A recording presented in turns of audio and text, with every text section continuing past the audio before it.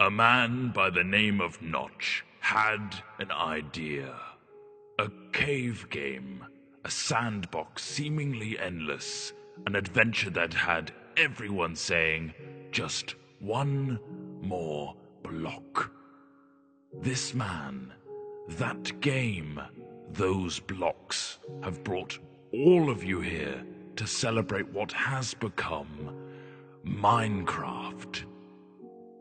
It began as a simple idea. Sorry, but you should use the old logo because it's a bit more evolvey, I guess. Right, fine. The game had a randomly generated world filled with grass, dirt, and an awful lot of stone. You could destroy blocks and place blocks.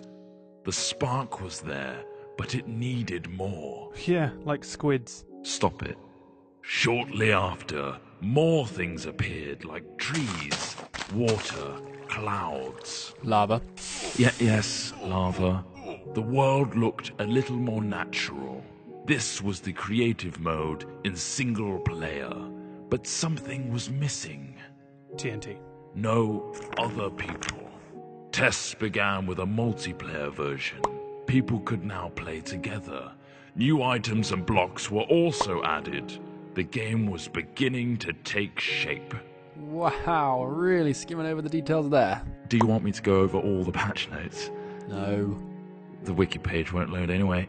Moving on, the game now had multiplayer and creative single player. But there was another element that Notch wanted. Survival. Work began on making the game more challenging. Zombies and skeletons were put in, but they could not attack.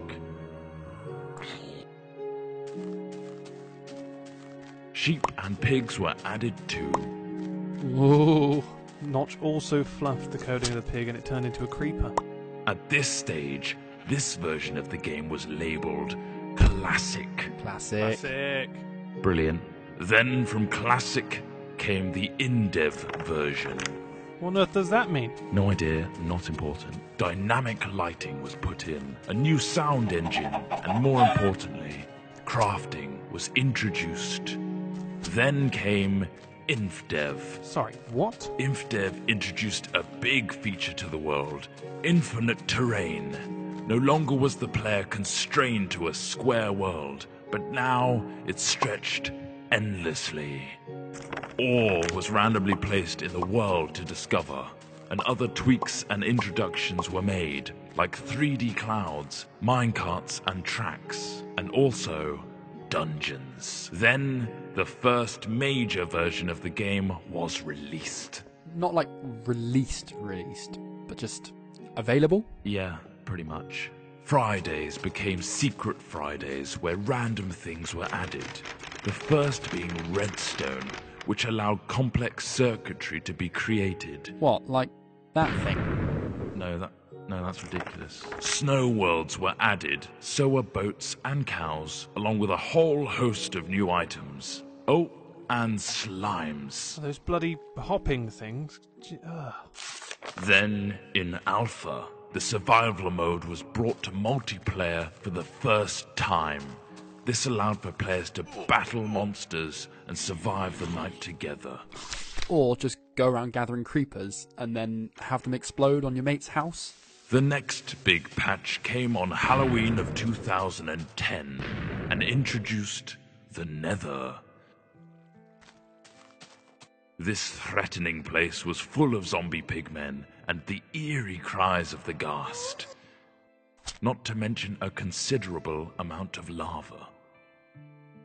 The game hit beta. Ta-da! Lots of new things were added in beta, like dispensers, note blocks, cake, redstone repeaters, and beds. The lighting also got a smooth upgrade. Wolves were now on the prowl, and you could tame one as a pet with a stash of bones. Weather was introduced, including snow, lightning storms, and rain. Oh, look how cute that wolf is shaking off the rain. Aw. We finally found ourselves in 1.6 with the introduction of maps. A new way to navigate the endless blocks of Minecraftia. things got pushy in 1.7 with pistons, leading to some clever contraptions. 1.8 gave vastly improved combat mechanics, allowing the player to sprint, draw back their bow, and land critical hits on their enemies. A new terrain generator was added, along with quirky NPC villages and mighty strongholds. And now comes the end. A true challenge awaits you in this unforgiving realm. But that is something you'll have to discover for yourself. The next page is yours.